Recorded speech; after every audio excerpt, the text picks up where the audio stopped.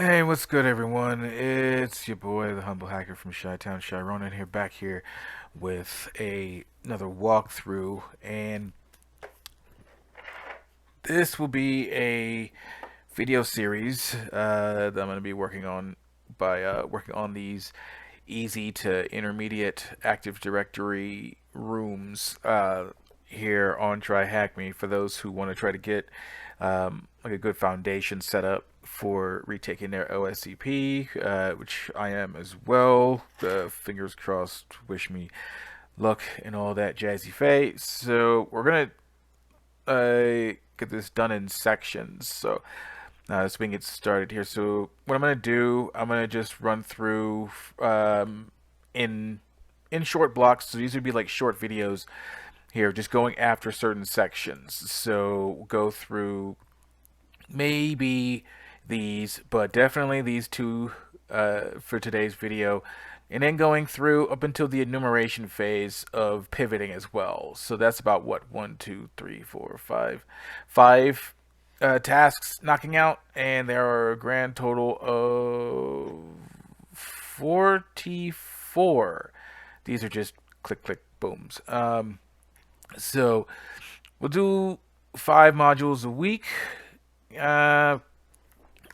Taking everything like bit by bit and not spending too much time on stuff, but just getting things nice and condensed so they're easily digestible and you guys have a good time following along. So let us get started. Let's go over to our first little tab here. Let's see. So for our introduction, we'll be learning pivoting, working with Empire C2, and simple antivirus evasion techniques. Now, these right off the rip, I can guarantee are going to be like a major factor that we would have to understand for the exam. Now, from what I've been hearing, it's fairly difficult, but as long as we have the foundation, then we should be good. Then we can build ourselves up from there. So from here on this first tab, we already have our connection to the Wreath network. Let's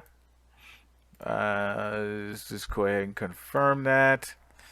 All right, we have our Wreath set up right there, and our connection's good to go. Yay. All right, so we don't need to worry about that. We already have our downloaded task files here. That's going to be in our tools directory, which we will be having. Well, I have a cat, but I don't know what cats means. But we have all of our enumeration scripts we'll be using, our pivoting script, post-exploitation, and general privilege escalation. So we have all that here. Okay, we've unzipped our files and shown what's in it. And okay, never mind. All right, accessing the network. Already accessed it. Already showed that we have access to it. So blah blah blah boop boop. Question done. All right, backstory. Let's go ahead and check out our backstory. All right, me and some of the homies hooked up this thing. We only got one computer you could access to try to get up in our stilo and know what's up in our Kool-Aid. Okay, so we have that part done here, and let's go over to our boxer brief section here. Okay, so Thomas sent over the following information about the network. Okay, so there's 2 machines on his home network. So those 2 are internal. One of them is a web server that's port forwarded. So we will be able to access this from outside the network. So that's your way in if you have any vulnerability. Right, okay, so we find a vulnerability through the main website. Then the person has a Git web server, so that's 3. So that's the 2 machines. One of which has a web server on it, and then there's a Git server, so that makes it 3 right there. And oh look, there's 3 right there too. Okay, so that makes everything make more sense. So I could probably just zoom down this stuff. Okay, and let's go ahead and just click that. Now, our enumeration phase. So what are we going to be doing here? So as you can see, none of these are answered. So we will be going through these one individually, so there won't be any River Song spoilers. All right, let me just go ahead and click that. Alrighty, so with any machine that we work on or attempt to attack, we have to run our port scanning. So the on our target here, so we will be opening up our nmap. I cannot see through this transparency, so I have to shrink that. And we're just going to go nmap, and again dash p dash to cover all of the ports there. 200, 80, 200. Now we can run this, but I already did because doing all ports is a pain in the buttocks. So we have our oops, let me just go ahead. Sorry, it's supposed to go back.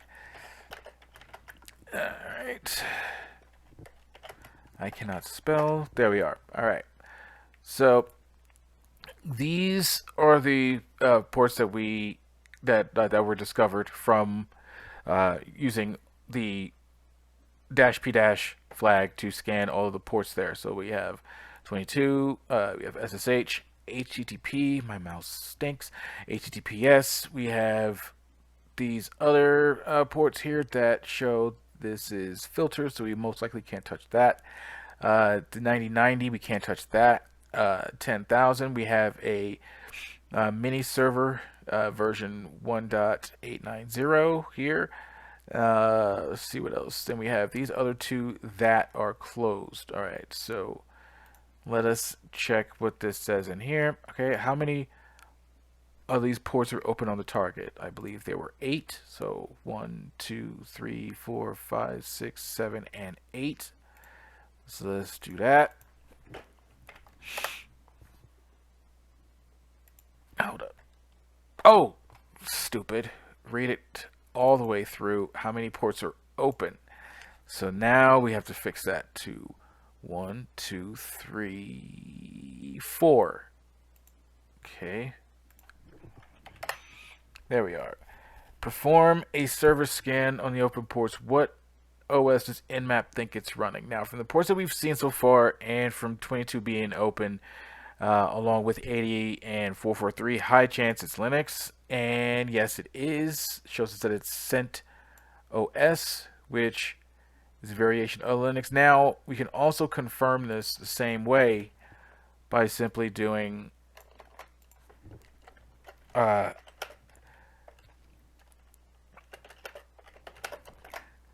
dash capital O and dash capital A. So the dash capital O is for OS detection. Now, and I'm gonna show you why I have both of these here. So let's do dash O first. So we're running dash O to determine the operating system, and we have our IP address there. So it'll go through all of its checks and then pop up and then show us what it thinks that it has, which we have right here. All right, so let's see what it says. Aggressive OS suggestions. Okay, so we have Linux here, but then we have all these other ones. All right, so mostly Linux. All right. Now, just in case if this doesn't have this here for all these guesses, I could simply use the dash A to kind of get a collection of everything.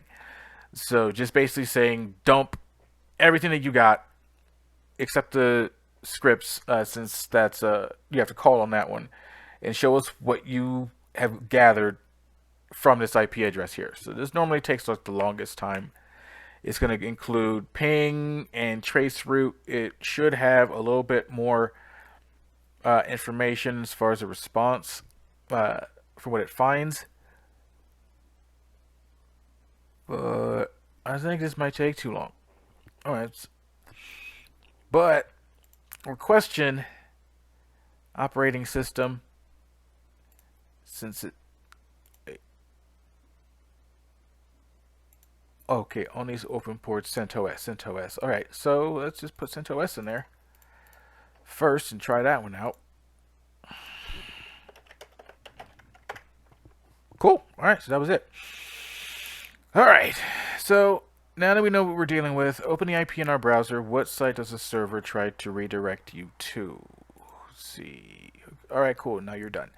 Alright, so see we have a little bit more data in the -A as opposed to the -O. So trace root. So yeah, most likely Linux there. All right. Sorry, I just like to see second options just to make sure I'm covering all my bases. So open the IP in a web browser. So we have that. What the site does the server redirect you to? This Thomas Wreath.thm. Now, this is a little bit misleading for this question here, because it's saying that the only way to is suggesting maybe that the only way we could determine what site this will direct us to is if we put the IP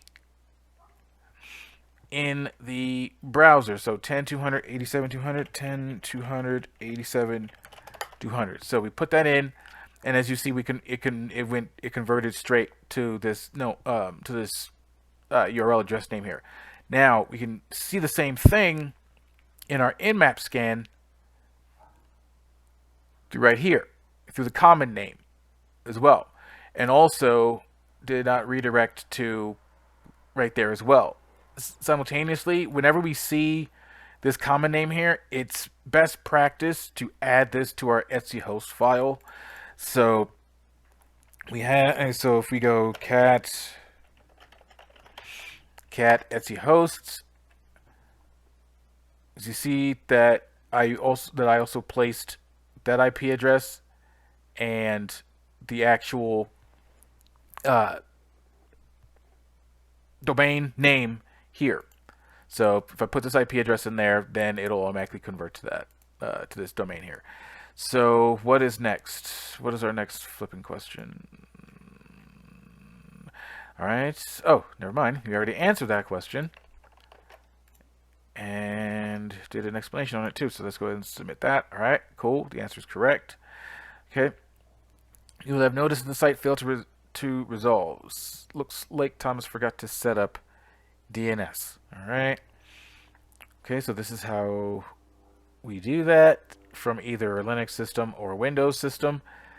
Okay. And this is what we set it as, which is exactly what I already explained. So we can immediately hit completed on that. Now, reload the page. Yep. So we don't need to worry about this. Okay, in real life, we would perform a footprinting phase of the engagement to this point. This essentially involves finding as much public information on target as possible in order to get down. You never know what could prove useful. All right, so it says read through the text on the page. What is Thomas's mobile phone number? Mobile phone number. Okay, so looking for a mobile phone number. All right, so let's see if I can just do that. Okay, and it brought us here. I just did a Control F to find, typed in the word phone, and it brought me all the way down here. So it looks like it says mobile number, and this is the mobile number. So let's go ahead and see if this is correct. Cool. All right, dope. So now let's have a look at the highest open port. That one was that mini server, I believe. Look back at your scan results. What server version does Nmap detect as running here? That was the mini serve, right? So that's here. All right, let's take this entire section. Let's copy that. And then paste that and then click submit. Okay, cool. Answer is correct. All right, dope. Now put your answer to the last question into Google, which would mean what is this vulnerable to? So let's see. Now what is the rest of it? Is it saying, okay, what is the CVE number for this exploit? All right, so let's look for that. Let's look for the CVE number. And it looks like exploit DB. This is from GitHub. So it says T9057. Okay, this has the same version that we're running on. Okay, so we have another one right here with the exact same number from Rapid7. Okay. Okay, so it looks like the answer is this one. For where in the flip mode squad? Okay, okay, I got it. Oh, there we go. All right, cool. All right, so here is what we have from ExploitDB as our exploit here. So what we can do, we can copy this and then create it on our attacking system. I already did. So that is here.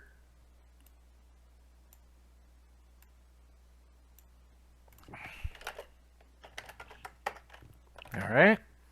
And there's our file there. Okay, so now that we have that stuff worked out, what is the CVE number? Crap. It is not all of that. It's actually where in the Rancho Cucamonga is this freaking thing? Okay, let me just dang it! Did not mean to open a new window for that shiitake mushroom. All right, let's go ahead and copy this. All right. Cool. All right. This is correct. We have everything we need to break this machine, so let's get going. Yay. And let's go to the exploitation phase. All right. So we already have, so we're going to use git clone to download that, which we already did. Run cd into that folder, then run install the requirements via pip. Okay. We use this if we need to install pip here. And now we can run this. Okay.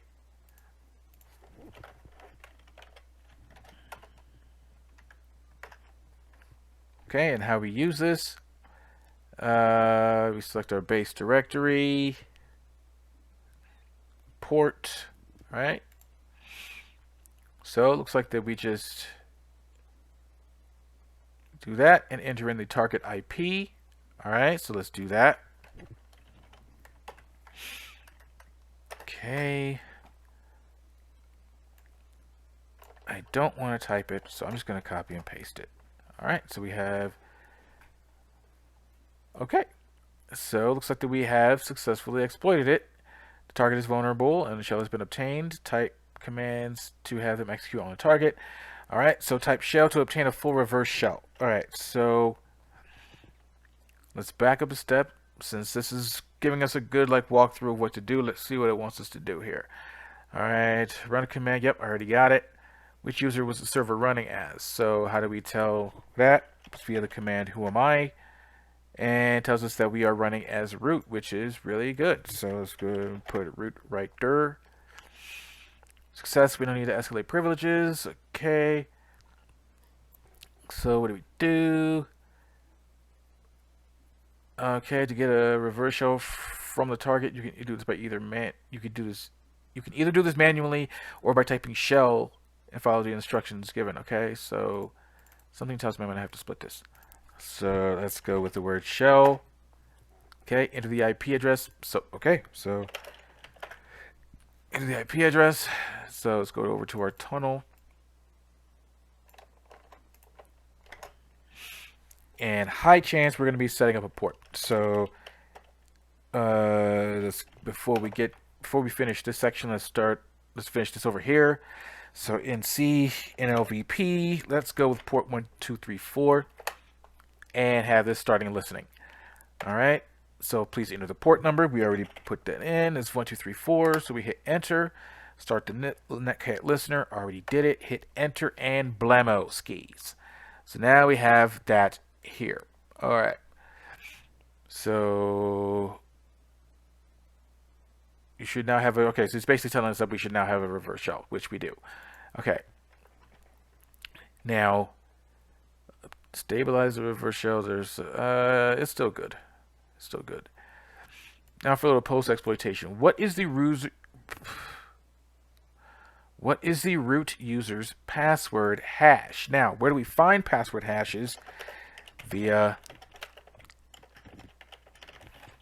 Etsy password. That's where we would find the... No. The hash is itself, Etsy shadow, sorry. So if we're root, we should be able to see it, which we can. All right. So, yeah. Let me see if all these are correct. Okay, so this is the hash there. All right, cool. That is correct. All right, so you won't be able to crack the root password hash, but you might be able to find a certain file that will give you consistent access to the root user account through one of the other services on this box. Okay, what is the path to this file? So to have consistent root access where it's something that won't be breaking, it wouldn't be a shell. It'll be something more solid, which in like all my videos I say like don't mess with this port unless we have a legit account, meaning that we can connect to it anytime that we please, which will be the SSH path, which let's go and find that under the IDRSA. Let's see.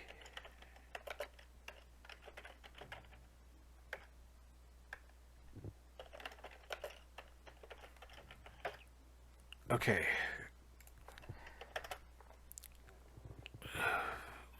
Okay, go shiitake and yubukaki. Damn thing. Alright, so let's do it on our system instead. So let's go do locate. Alright, here we go. Alright, so... Oh no, whoopsies. There was... Hold up.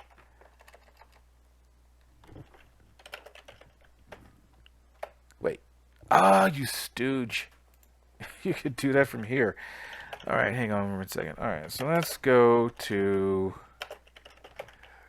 root, confirm that we're in that. Okay, so let's ls la and here. Our consistent access will be here. So let's and this here. So print our working directory, root.ssh, and the file is id_rsa. So let's do that. Okay, and that's correct. Cool. So next move, download the key, copying and pasting it to a file on our machine. All right, so let's simply cat IDRSA. Okay, so we have access to this private key, which means that since we have access to the private key, we won't need a password to log in via SSH. Because it's their private key, not their public key. If it was their public key, then yeah, we would need the password. But if it's our private, we don't.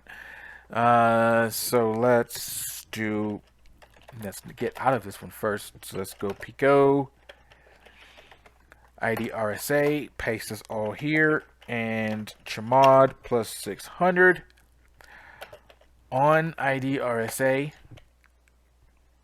So now when we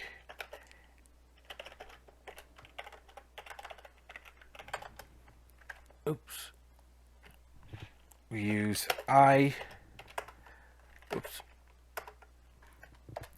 to say that we want to utilize a file, and I simply hit enter, type in yes, and permission 664 for IDC or to open. I thought I changed it.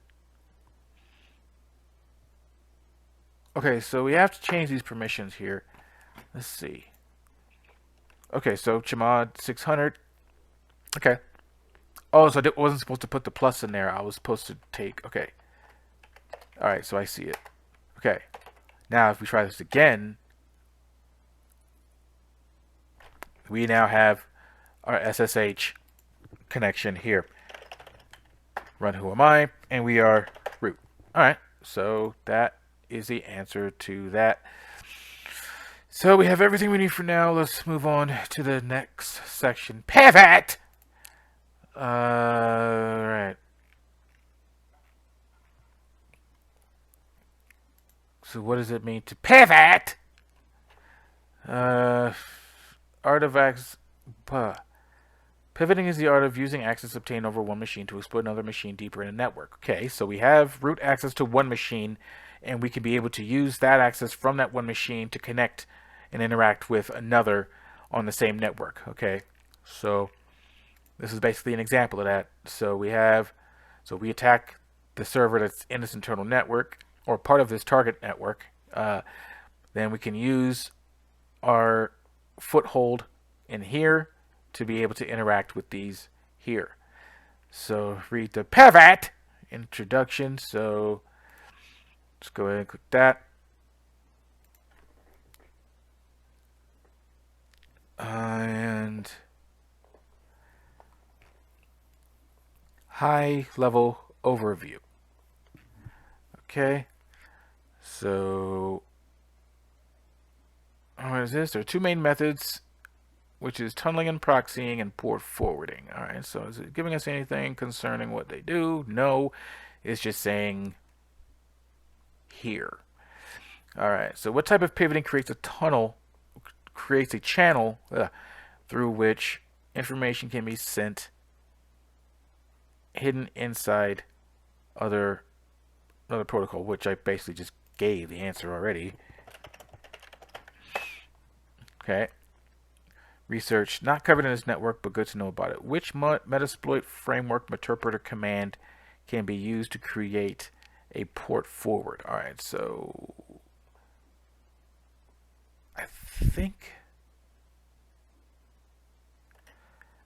it's simply PRTFWD, because it might be self-explanatory. Let's see what happens if we do that. Ah, look at that. I was right. Cool. Now, here's our enumeration phase. So here's our last thing that we're going to be doing here. So what is this saying that we can do?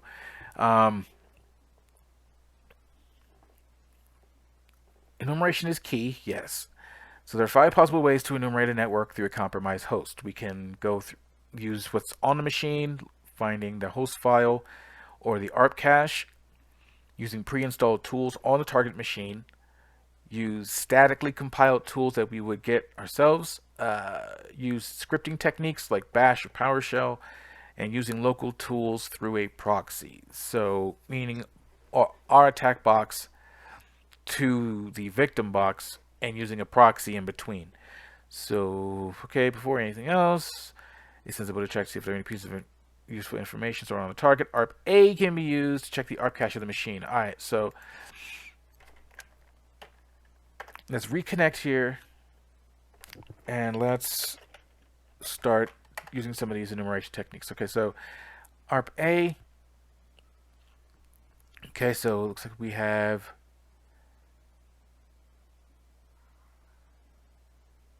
1, 2, maybe 3, maybe. Oh, so let's keep going. All right, and static mappings can be found in Etsy hosts. So, okay, you do not have anything in your Etsy host file. Okay, so we can just keep it pushing.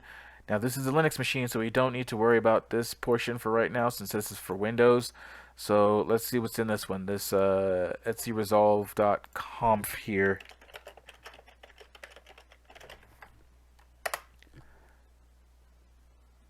Okay. Name server on here. Alright. Okay, let's keep pushing. On Windows, easiest way to check is through ipconfig all. And Netflix has the equivalent command of this here. Let's see what this gives us if we enter it here. Okay, so alright, so we have a little bit more intel on our internal network here, on our actual machine that we're connected to. So let's see what else we got. That's alright. IP address that we're on. There's a gateway for that. Not really giving us much else, but alright. Okay. Let's see. The difference between static and binary, sonic binary and dynamic binary is in the compilation. Most programs use a variety of external libraries, .so files on Linux or .dll files on Windows. They are referred to as dynamic programs. Static programs are compiled with these libraries built into the finished executable file. Okay. All right. So these are like releases. These are like solid patched programs here. So high chance, yeah, you might run into errors if we use dynamic, which is probably preferred if we just use static. So what is this? Let's see.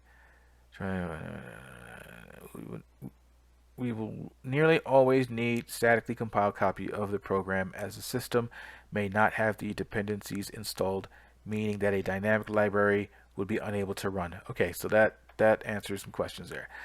Okay, so before putting all this into practice, let's talk about living off the land, shell techniques. Ideally, a tool like mmap would already be installed. However, it's not always the case. So it looks like that we can use this script to run a ping scan just to see which hosts are live or not. So if this is on this 200 network, this 10.200, then I'm probably going to have to edit this accordingly. So let's copy this here and run this here, and we get no responses, so go crap in your hat. Alright, let's just go to something else then. Alright, yes, going through IP address numbers 1 through 255. Alright, so host is active, but ICM ping requests are blocked. We can use this to perform a, looks like a port scan from, yeah, the 1 to 65,535 ports there on this particular address, and then let us know when it's done. Okay, so if we do the same, let's see what happens if we do the same thing. Change this.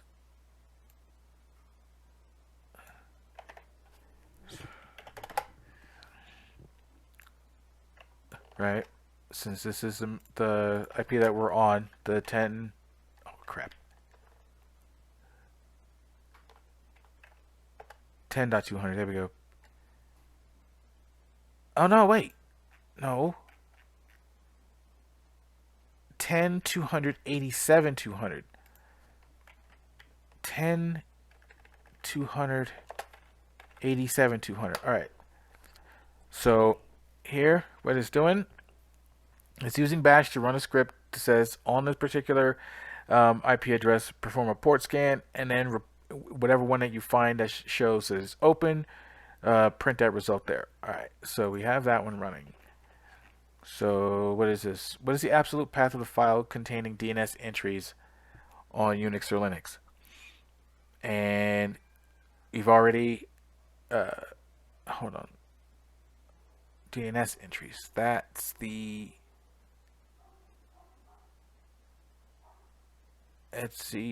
resolve.conf, I believe. Okay. What is the absolute path of the host file on Windows? That was right here. Okay. How could you see which IP addresses are active and allow ICMP echo requests on the network using bash? So that is to see which IP addresses are active, and this is what we, and this is the one that was like our initial one that we used for that. So we have 172, change this to a 16.1,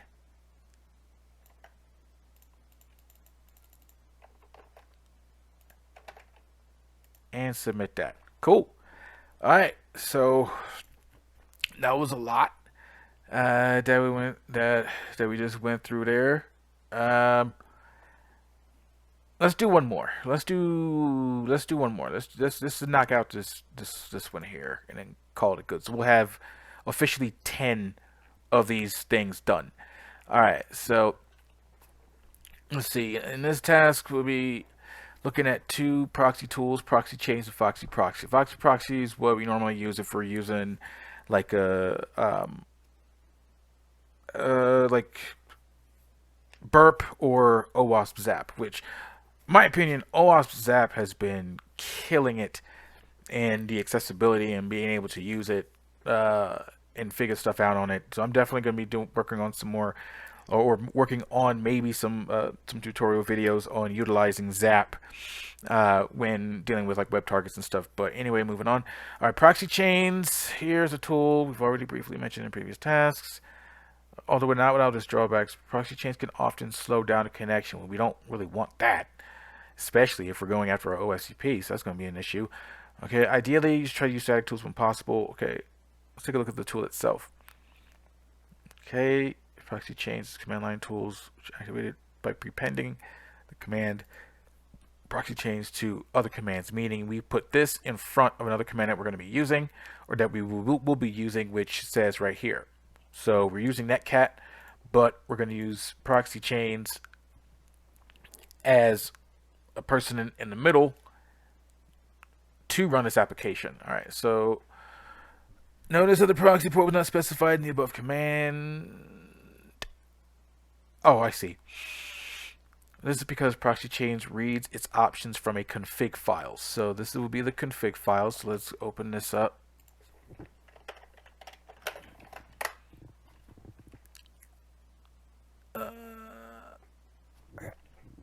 Alright, hold on.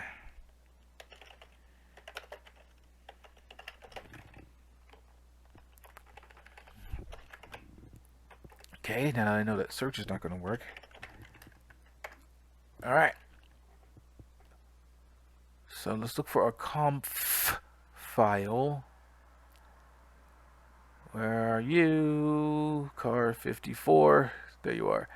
Alright, so we got this hither.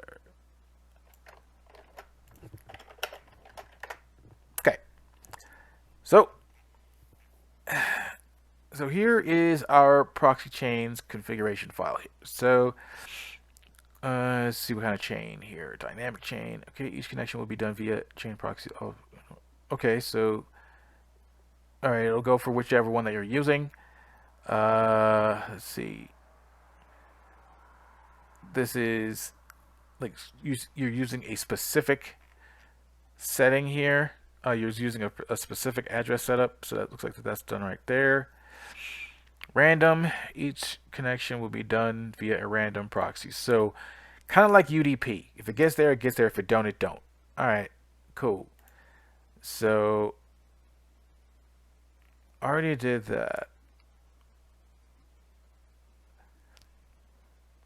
All right, let's see. So, yep, we put in where our proxy list is on the bottom, which says it right here as well. And yep, we add that to the bottom of the skirt right there. And okay, so that's how to use proxy chains. And then Foxy Proxy, yep, what we use, we would normally use with, people frequently use this tool with burp and zap proxy. Exactly.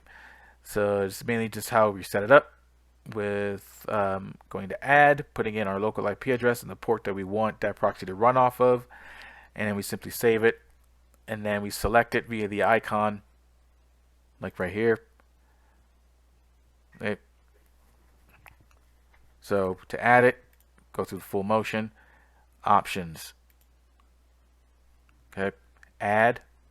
This is where we put the name of it, our local IP address right here, and the port that we want to use, and we simply click save. Then to use it, click the icon, and then click which proxy that you want to use, and this tells you which one that you're using. You turn them off, or you can select them from here as well. All right, so what line would you put in your proxy chain config file to redirect through a SOCKS4 proxy on localhost? All right, so that would mean,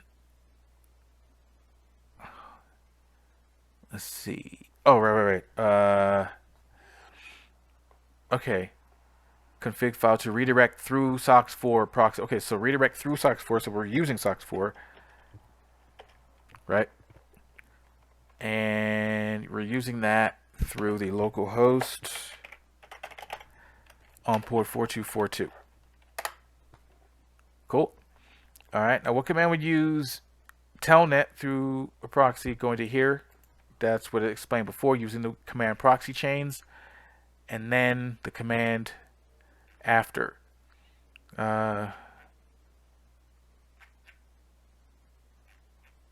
Where in the who let the dogs out did that damn thing go? There it is. Here he is.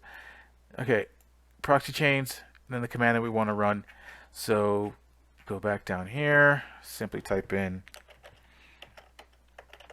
proxy chains, and we want to use telnet.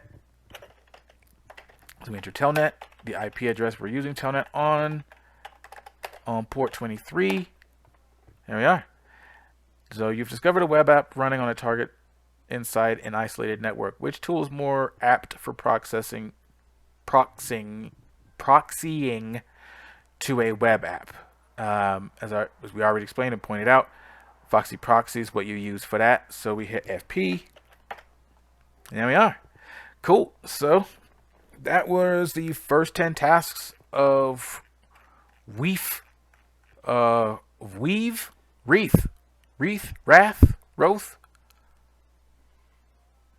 Tina Turner, I don't know, man. But anyway, it's like that we have successfully gotten like our 10 machines done and compromised. We have this prod server, so next up is going to be seeing what next steps we have to do to continue down this chain here. And yeah, that'll basically be the setup. Every week we'll go through 5 or 10 modules, and just go through them slowly, breaking them down to brass tacks, so we have a good understanding and a lot more confidence whenever we get ready to take our exam again. But thank you very much for joining me on this one. Don't forget to like, share, and subscribe. Stay updated on like weekly content that I'm putting out. Thank you, everyone. I am Sharonin, and I am out.